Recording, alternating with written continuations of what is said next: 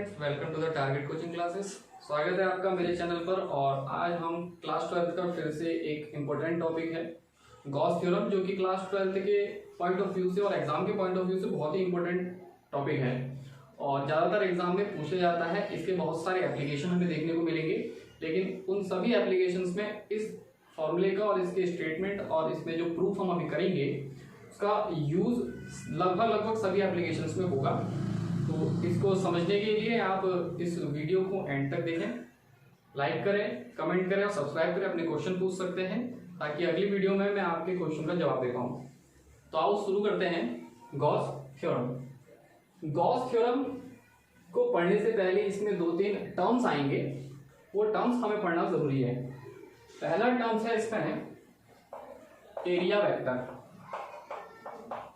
Area vector का use होगा इसमें। एरिया वेक्टर क्या होता है, फर्स्ट इसमें टर्म ये आएगा, ठीक है। इसके बाद आएगा इलेक्ट्रिक फ्लक्स। इलेक्ट्रिक फ्लक्स क्या होता है, ठीक है। फिर इसके बाद इसी में हम एक चीज और जोड़ देंगे जिसका यूज इसमें बीच में होगा, वो मैं आपको लास्ट बता दूंगा। उसका नाम है Gaussian surface. What is Gaussian surface?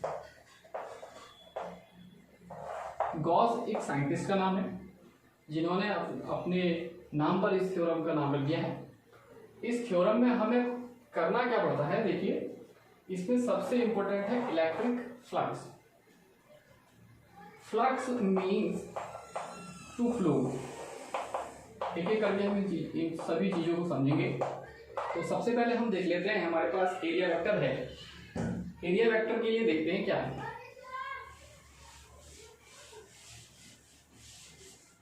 देखिए वैसे तो एरिया एक स्केलर क्वांटिटी है, लेकिन कभी कभी ऐसा जरूरत पड़ जाती है हमको कि इसे वेक्टर की तरह ट्रीट करना जरूरी होता है, क्योंकि कभी कभी एरिया में मैग्नीट्यूड के साथ साथ डायरेक्शन बताना जरूरी होता है। तो उसमें कभी कभी हम डायरेक्शन का यूज कर लेते हैं, इसीलिए इसे एरिया वेक्टर कहा है। अब हम किसी भी एरिया का मान लेते हैं, हमारे पास प्लेन लैमिना है और इस प्लेन लैमिना के लिए हम क्या एरिया वेक्टर निकालेंगे वो हम इसमें देखते हैं, ठीक है। इसका कुछ ना कुछ एरिया होगा क्योंकि प्लेन लैमिना है, 2D में है ये प्लेन लैमिना, और इसमें इसका एरिया वेक्टर क्या होगा। एरिया वेक्टर इस एरिया का एक वेक्टर है और वो वेक्टर का मतलब ये हुआ any vector in the direction perpendicular to the lamina. इस लैमिना के परपेंडिकुलर डायरेक्शन में जो वेक्टर होगा, जैसे ये चौक इस बोर्ड से बाहर को आ रही है तो ये उस वेक्टर की डायरेक्शन है, इस पूरे एरिया की डायरेक्शन है। इस प्लेन लैमिना की भी ये डायरेक्शन होगी। तो area vector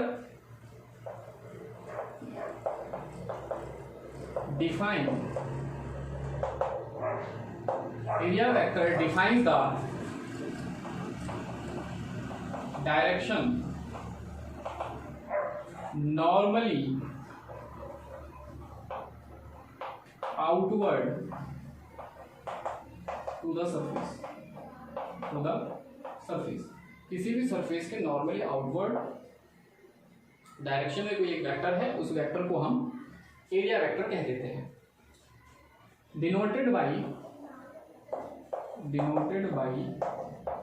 ds vector.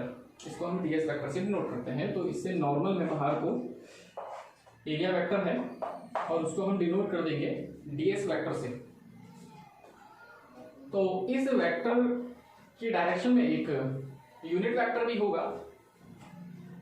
Unit vector को हम n कैप ले लेते हैं। यूनिट वेक्टर को डिफाइन किया जाता है, क्लास 11 में हमने पढ़ा है कि किसी भी यूनिट वेक्टर को डिफाइन करते हैं वेक्टर अपॉन वेक्टर का मैग्नीट्यूड। तो यहाँ पर वेक्टर है ds वेक्टर और इसका मैग्नीट्यूड हो जाएगा ds। तो इस तरीके से हम इसको, तो जो हमारा एरिया वेक्टर था, एरिया वेक्टर क्या था, ds।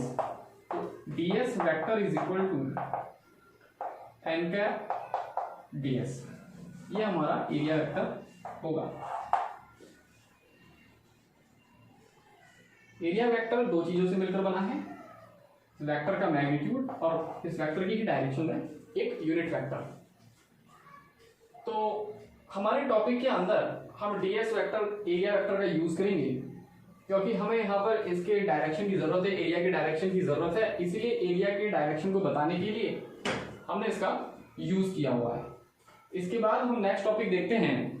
नेक्स्ट टॉपिक है इलेक्ट्रिक फ्लक्स। तो इसको याद रखना, area vector nothing but we choose it to explain the direction of an area which is called an area vector. तो यहाँ पर डायरेक्शन बताने की हमें जरूरत पड़ेगी इस पूरे डेरिवेशन में, जिसकी वैल्यू हमने यहाँ पर लिख दी है।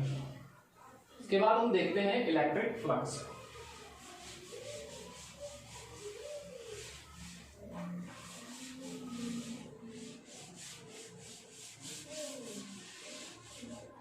Electric flux means to flow.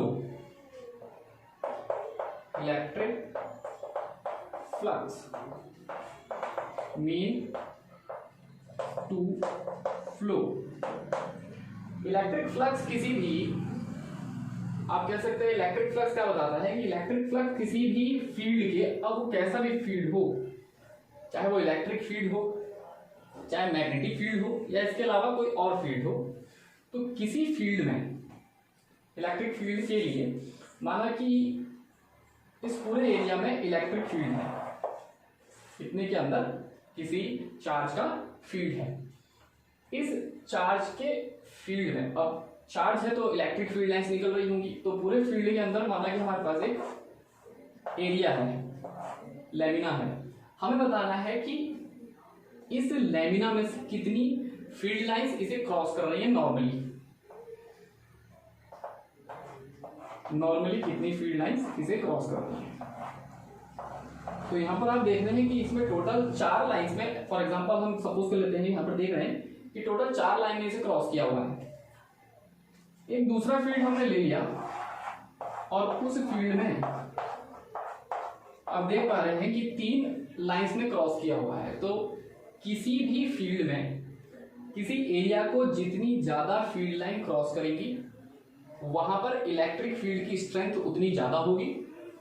और अगर किसी जगह पर, किसी एक फील्ड के अंदर इलेक्ट्रिक फील्ड की स्ट्रेंथ जितनी ज्यादा है, उसी से डिफाइन होता है इलेक्ट्रिक फ्लक्स, उसी से डिफाइन होता है इलेक्ट्रिक फ्लक्स।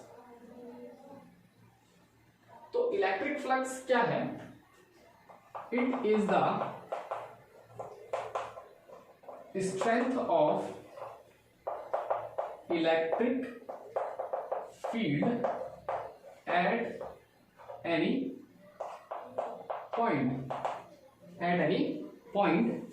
determined by, जिसको हम डिटरमाइन कर सकते हैं at any point, और we can say around any surface determined by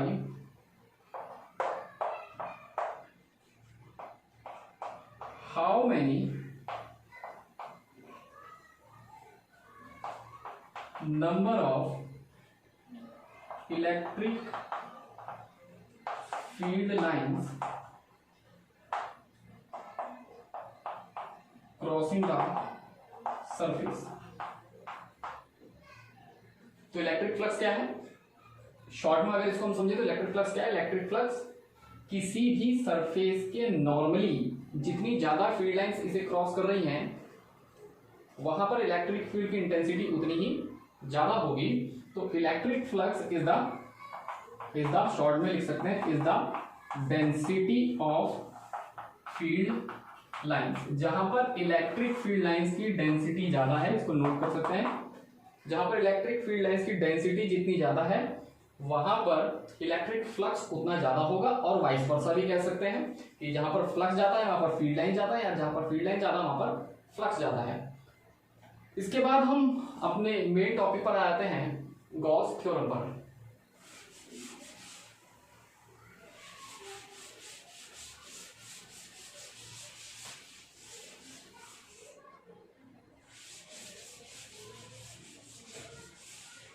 Gauss theorem में रिलेशन है गॉस थ्योरम क्या है?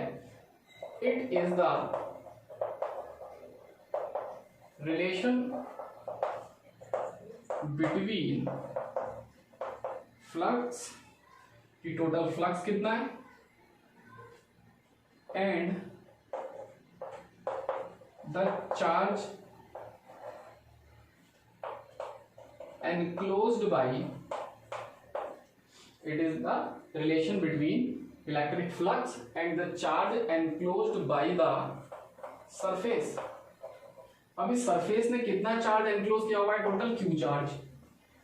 क्योंकि क्यू चार्ज इसने एनक्लोज किया हुआ है तो इसमें फील्ड होगा, और अगर फील्ड होगा तो फ्लक्स होगा, तो टोटल फ्लक्स और कितना चार्ज एनक्लोज किया है उनके बीच में रिलेशन है।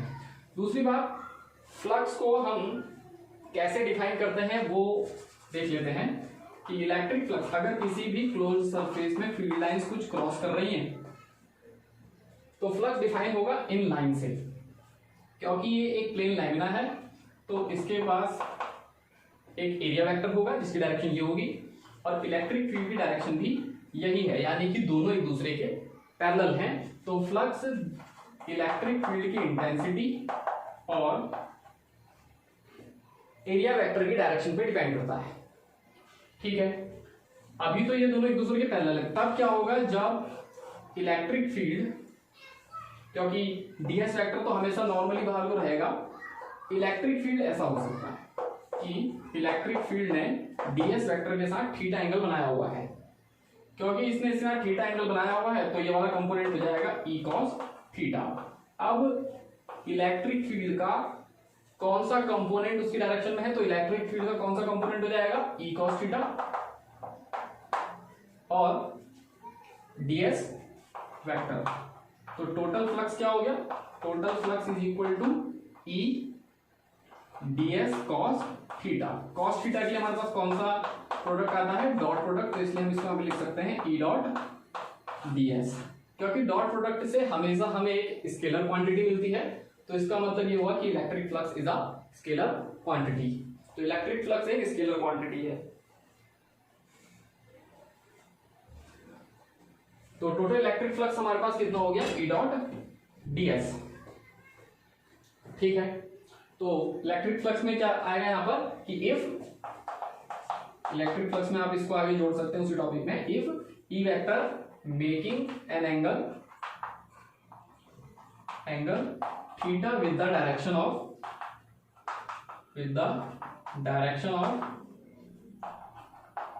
area vector ds vector, then total flux, इसको यहां पर टोटल इलेक्ट्रिक फ्लक्स बोलना, टोटल इलेक्ट्रिक फ्लक्स, क्योंकि आगे जाकर मैग्नेटिक फ्लक्स भी आएगा।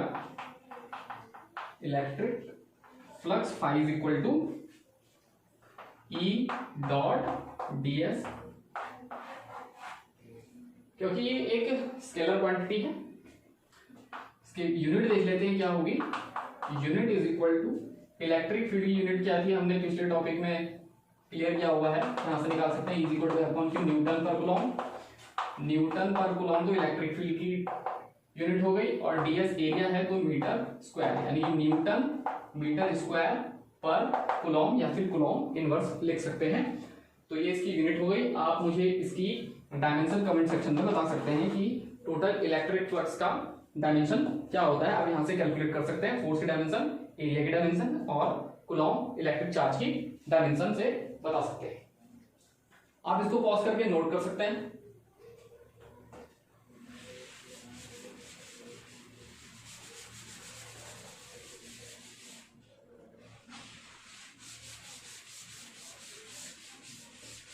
तो अभी तक हमने यहां पर दो चीजें पढ़ ली हैं, क्लियर कर ली हैं, उसको मैं यहां पर लिखता हूं। एरिया वेक्टर हमने पढ़ा है ds is equal to N dot ds, N is unit vector, and electric flux phi is equal to E dot ds, या फिर ये भी कह सकते हैं डॉट प्रोडक्ट आके eds cos थीटा। इन दोनों का यूज अभी इस थ्योरम में होगा, इसलिए मैंने इसको साइड में लिख दिया। तो it is the relation, Gauss theorem क्या है? It is the relation between flux, total flux कितना है, यानी कि इस पूरे स्फीयर में से, स्फीयर क्या है देखो, हमारे पास टोटल एक चार्ज था, तो चार्ज से हमने इसी डिस्टेंस r पर क्या बतानी है, इलेक्ट्रिक फील्ड की इंटेंसिटी बतानी है। ठीक है, और उसी से हम फाइंड करेंगे आगे का अपना फ्लक्स, कि फ्लक्स कितना होगा। तो फ्लक्स फाइंड करने के लिए सबसे पहले हमें एक क्या चाहिए होती है, क्लोज्ड सरफेस। बिना क्लोज सरफेस को एज्यूम किए हम इसको डिफाइन नहीं करेंगे। तो इस पूरे क्लोज्ड सरफेस को हर बार हम क्या बोलेंगे, गॉसियन सरफेस। साइंटिस्ट गॉस के नाम पर ये गॉसियन सरफेस इसका नाम पड़ा है। तो गॉसियन सरफेस क्या है, Gaussian surface is a hypothetical surface. Gaussian surface is a hypothetical surface around a charge। और ये लेते क्यों हैं हम किसी चार्ज के अराउंड, ताकि so that इसके हर पॉइंट पर, इस सरफेस के हर पॉइंट पर, क्योंकि स्फीयर है तो हर पॉइंट क्या होगा, एक कांस्टेंट डिस्टेंस पर होगा सेंटर से। तो जब डिस्टेंस बराबर है तो हर पॉइंट पर इलेक्ट्रिक फील्ड की इंटेंसिटी क्या होगी, सेम होगी। तो हर पॉइंट पर इलेक्ट्रिक फील्ड की इंटेंसिटी को सेम रखने के लिए हम एक क्या ले लेते हैं, गॉसियन सरफेस ले लेते हैं around a charge, so that at every point of which the electric field intensity is same. Electric field intensity is same. आप इस गॉसियन सरफेस को भी नोट करके लिख सकते हैं। कभी कभार एग्जाम में क्वेश्चन पूछ जाता है कि व्हाट इज गॉसियन सरफेस, तो गॉसियन सरफेस की डेफिनेशन इस तरीके से नोट कर सकते हैं। तो ये कुछ टर्म्स थे जिन्हें बताना जरूरी था गॉस थ्योरम करने से पहले। अब हम अपने मेन टॉपिक पर आ जाते हैं। तो गॉस थ्योरम क्या है, रिलेशन है electric flux phi, electric flux और and the charge enclosed by the surface. इस सरफेस ने टोटल कितना चार्ज एनक्लोज किया हुआ है, क्यू, यानी कि फाई और क्यू के बीच में रिलेशन है। तो हम कंसीडर कर लेते हैं, consider a charge Q at centre O of the sphere. Sphere क्या है, Gaussian surface of the sphere. Centre पर हमने एक चार्ज ले लिया Q at a distance R, a point P, point P है at which electric field intensity is to be determined. अब हम ये इलेक्ट्रिक फील्ड की इंटेंसिटी डिटरमाइन कर क्यों रहे हैं, ये देखिए। हमें टोटल फाइंड क्या करना है, फ्लक्स। अब फ्लक्स में क्या चीज आ रही है, इलेक्ट्रिक फील्ड इंटेंसिटी ई, और क्या आ रहा है, डीएस। तो उसके लिए पहले हमें इलेक्ट्रिक फील्ड इंटेंसिटी फाइंड करनी पड़ेगी। Electric field intensity at R distance हम क्या लेते हैं, किसी चार्ज की वजह से 1/4πε0 चार्ज अपॉन डिस्टेंस का स्क्वायर। सेंटर से सरफेस तक का डिस्टेंस आर है, इसलिए इलेक्ट्रिक फील्ड की इंटेंसिटी कितनी हो गई,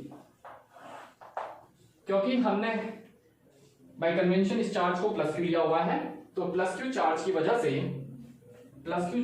से डायरेक्शन क्या होगी इलेक्ट्रिक फील्ड की, नॉर्मली आउटवर्ड होगी। तो डायरेक्शन क्या हो गई, नॉर्मली आउटवर्ड। ठीक है, तो डायरेक्शन हो गई नॉर्मली आउटवर्ड।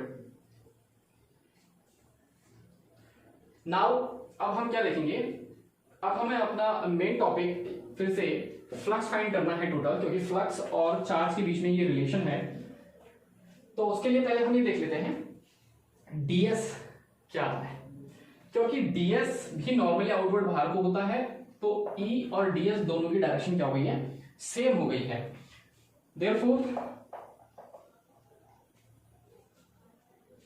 देयरफॉर अगर हम इलेक्ट्रिक फील्ड की वैल्यू यहां पर रखते हैं तो हमें फाइंड करना पड़ेगा पहले डीएस। ठीक है, डीएस क्या है, स्मॉल एरिया एलिमेंट है ये, लेकिन हमें इस स्मॉल एरिया एलिमेंट की वजह से फाइंड नहीं करना, हमें पूरी स्फीयर की वजह से फाइंड करना है। तो स्मॉल एरिया एलिमेंट को हमें कन्वर्ट करना पड़ेगा क्या, किसमें, टोटल किसमें, टोटल स्फीयर में। तो जो इलेक्ट्रिक फील्ड है ये पूरी स्फीयर की वजह से नहीं है, ये किसकी वजह से है, स्मॉल एरिया एलिमेंट की वजह से है। इसलिए इसको हम स्मॉल इलेक्ट्रिक फील्ड या फिर एक छोटी इलेक्ट्रिक फील्ड जो कि ds की वजह से उसे डिटरमाइन कर रहे हैं, इज टू बी डिटरमाइंड, या फिर यहां पर लिख सकते हैं इलेक्ट्रिक फील्ड किसकी वजह से है, जो स्मॉल ds की वजह से है, ठीक है। या फिर इलेक्ट्रिक फील्ड की वैल्यू को इस तरीके से हम रहने दे सकते हैं, तो इसे हम टोटल इलेक्ट्रिक फील्ड मान लेते हैं। हम फाइंड करते हैं फ्लक्स। नाउ इस छोटे सरफेस की वजह से इलेक्ट्रिक फ्लक्स लिख लेते हैं, क्या है, नाउ इलेक्ट्रिक फ्लक्स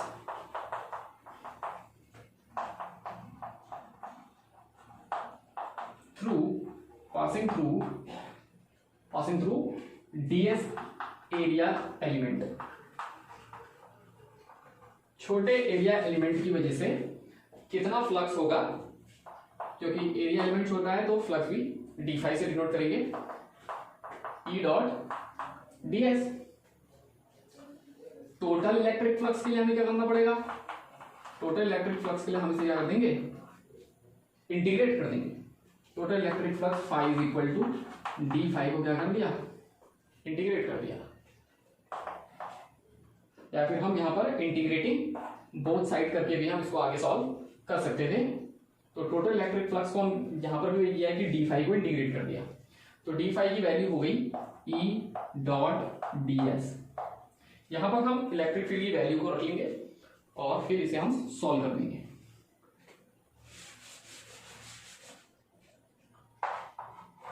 नाउ अब हम ये देखेंगे कि वैल्यू रखने के बाद क्या आ रहा है। तो फाइव इज इक्वल टू ई का वैल्यू है 1/4 pi epsilon not q upon r square and ds। ये सब कांस्टेंट है, 1/4 pi epsilon not q upon r square, integration के अंदर जाएगा ds। अगर हम इस तरीके से सारे ds एलिमेंट ले लें तो ये क्या बन जाएगा, एक स्फीयर, यानी कि छोटे छोटे एलिमेंट्स को हम जोड़ दें तो एक स्फीयर बन जाएगा। और एक स्फीयर का टोटल सरफेस एरिया क्या बनेगा स्फीयर का, ds को इंटीग्रेट करके टोटल क्या बनेगा 4 pi r square, 4 pi r square.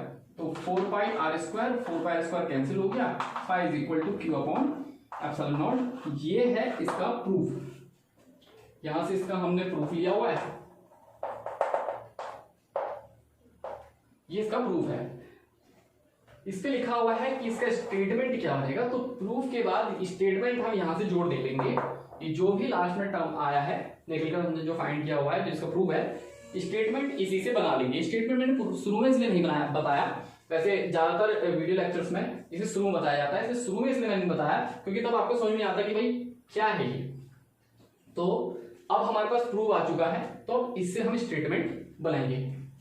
आप पॉज करके वीडियो को नोट कर सकते हैं, इसके नोट्स बना सकते हैं। स्टेटमेंट क्या बनेगा, देखिए statement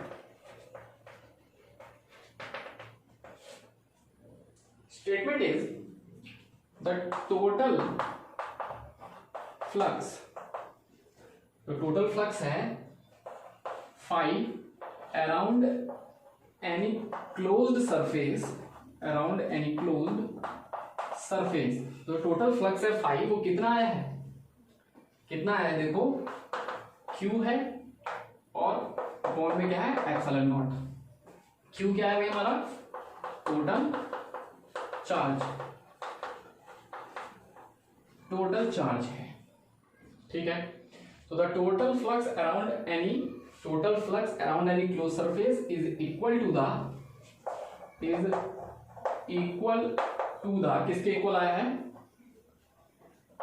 1 upon epsilon naught times, 1 upon epsilon naught times of the total charge enclosed by the surface। ये इसका स्टेटमेंट हो गया, तो इसका प्रूफ अभी हम कर चुके हैं। तो गॉस थ्योरम में इतना ही था, तो तब तक के लिए गुड बाय, थैंक यू, और आप का वीडियो देखने के लिए धन्यवाद, गुड बाय।